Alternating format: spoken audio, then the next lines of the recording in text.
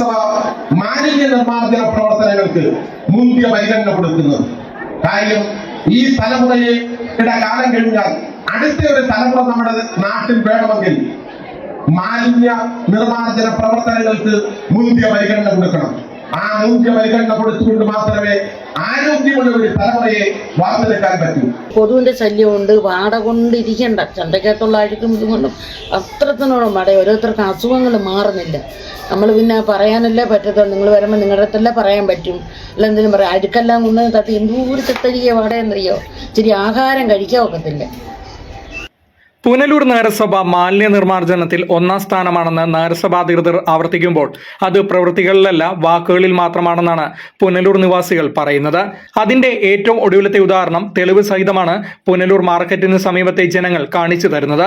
പുനലൂർ ശ്രീരാമവർമ്മപുരം മാർക്കറ്റിൽ മാലിന്യം കൂമ്പാരമായതോടെയാണ് നാട്ടുകാർ ദുരിതത്തിലായിരിക്കുന്നത്.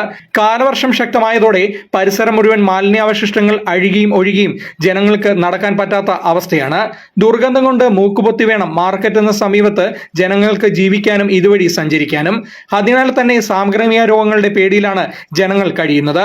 മാർക്കറ്റ് നവീകരണത്തിന്റെ പേരിൽ മാസങ്ങളായി മാലിന്യങ്ങൾ ഇവിടെ നിന്ന് നീക്കം ചെയ്തിട്ടില്ല. ഇതാണ് പുനലൂർ നിവാസികളെ ബുദ്ധിമുട്ടിൽ ആക്കിയിരിക്കുന്നത്.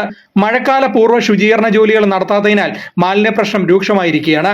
കേടായ പഴം, പച്ചക്കറി മാലിന്യങ്ങളാണ് ഇവിടെ ഉപേക്ഷിച്ചിരിക്കുന്നത്.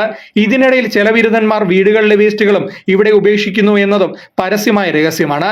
പുനലൂർ നഗരസഭ ആരോഗ്യ വിഭാഗം പുനലൂർ പട്ടണത്തിലെ വിവിധ സ്ഥാപനങ്ങളിൽ കൃത്യമായി മാലിന്യ നിർമ്മാർജ്ജനം നടത്താത്ത കടകൾക്ക് നോട്ടീസ് നൽകുന്നതും പിഴ ചുമത്തുന്നതും പതിവാണ്.